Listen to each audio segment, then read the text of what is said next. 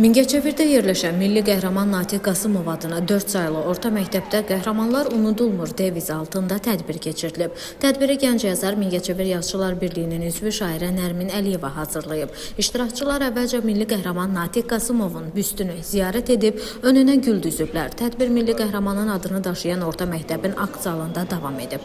Tədbirdə Azərbaycan Respublikasının himni səsləndirilib, şəhidlərin xatirəsi bir dəqiqəlik sükutla yad edilib. Açılış nitqi ilə Natiq Qasımov adına 4 saylı məktəbin direktoru Zaur Müseyibov çıxış edib. O, belə görüşlərin məktəblərdə keçirilməsini, şagirdlərdə vətənpərvərlik ruhunun yüksəlməsinə xidmət etdiyini göstəricisi olduğunu vurğulayıb. Milli qəhrəmanın qardaşı Nofəl Qasımov tədbir iştirakçılarına öz ailəsi adından təşəkkür edib. Gənc yazar Nərmin Əliyeva Qəhrəmanlar Unudulmur adlı tədbirin keçirilməsində əsas məqsədin şəhidlərimizin keçdikləri ömür yolunu bugünkü və gələcək nəsillərə çatdırmaq olduğunu vurğulayıb. Tədbiri keçirməkdə məqsədimiz gənc nəsillərimizi vətənpərvər. Ancaq budur ki, məqsədim gənc nəsillərimiz vətənpərvər böyüsünlər. Qəlblərində vətən eşqi, vətən ruhu canlansın.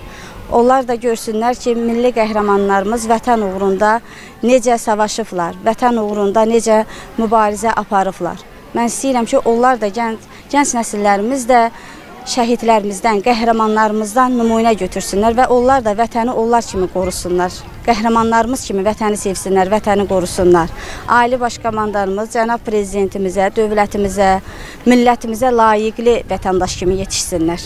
Qeyd edək ki, tədbirdə Natiq Qasımov adına orta məktəbin müəllim və şagird kollektivi ilə yanaşı Mingəçevir şəhər icra hakimiyyətinin nümayəndəsi, şəhid ailələri və şairlər iştirak edib. Milli qəhrəman Natiq Qasımovun xatirəsinə həsr olunmuş Qəhrəmanlar Unudulmur adlı tədbirdə şagirdlərin hazırladığı ədəbi bədii kompozisiyada nümayiş etdirilib. Rahim İbrahimoğlu, Mingəçevir.